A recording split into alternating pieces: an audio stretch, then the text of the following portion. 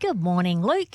Good morning, Nerida. How are you? I'm good. How about yourself? Very good. Loving the fact that, and I think this is across New Zealand, it feels like we've finally got a little bit of summer. I know. And it took the finishing of summer to bring it on. I know. Well, autumn is like that, though. Autumn is, in my world, autumn is the best season. Yeah, absolutely. It definitely has shifted a month or two, hasn't it? Yeah, it's just magnificent. I love autumn, the stable, hot, sunny weather. At the beginning, anyway, it's good. Yes, at the beginning. And then it starts to get cold. That's good. Hey, I've got two options. I've got a Isaiah 40 verse 31 option today, or I've got a John 1 Let's go with Isaiah. Okay, that's Love cool. Isaiah. Yep, so this is a really well-known passage of Scripture, Isaiah 40:31. But those who hope in the Lord will renew their strength. They will soar on wings like eagles.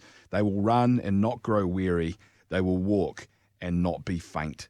Love it. It's so pretty, isn't it? It's such a great thing. But I read it last week, and then I read it again, and then I slowed right down, and I sort of went through it and really focused on what it was saying. Because so many of these promises, especially in Psalms and Proverbs, you can go, well, that's nice. But it's like, well, actually, once that becomes Scripture, then that is a promise of God that when you trust in Him, when you hope in Him, you will run and not grow faint. You will soar on wings like eagles.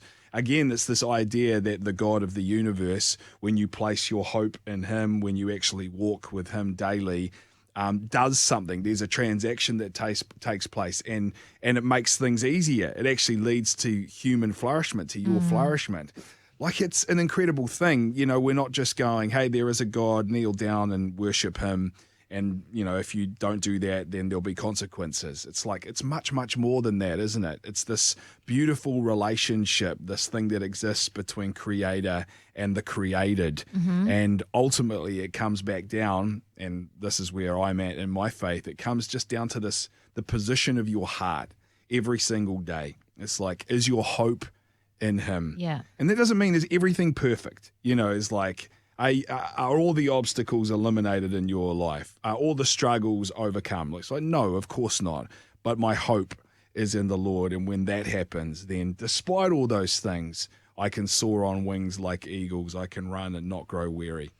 I love that verse, and I have been challenged recently in thinking that imagine the possibilities if you were really spending that time with God and leaning into Him and experiencing His love and His transformation, the possibilities of what your life could be, of what you could become, of what you could do. I just think sometimes I feel like perhaps we limit ourselves because we're not in close relationship with Him. Yeah, I think that's right. And if you had chosen John 1, I was going to talk about, I'll just bring Choose this your in ending. as well. I was going to talk about that word logos.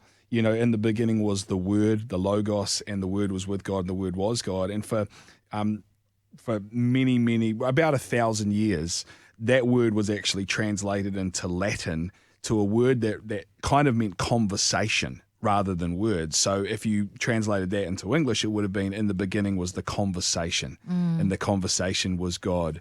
And I love that, because even what you said is, I think, how we often perceive our faith is like, if I press in, then there are these amazing results.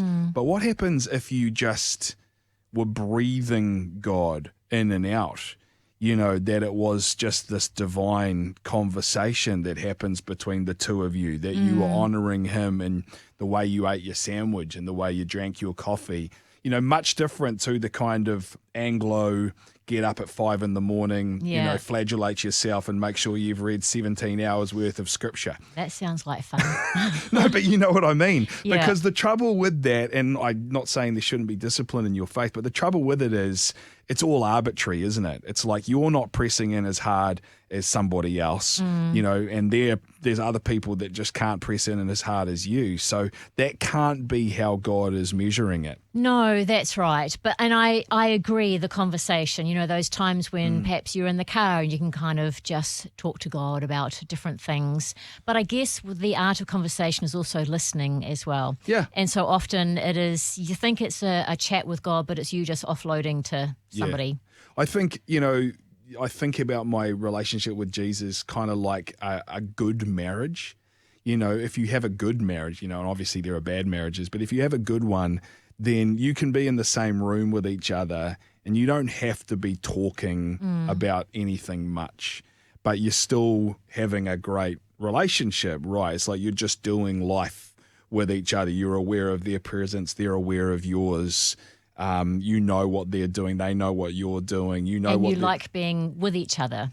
Yes. Yeah. And then, you know, there are times where those conversations become much more intense and your eyes are on each other. You might be, you know, actually focusing on each other for a second. Yeah, I think that's a lovely way to think about your faith. That's certainly how I'm trying to position myself in 2026.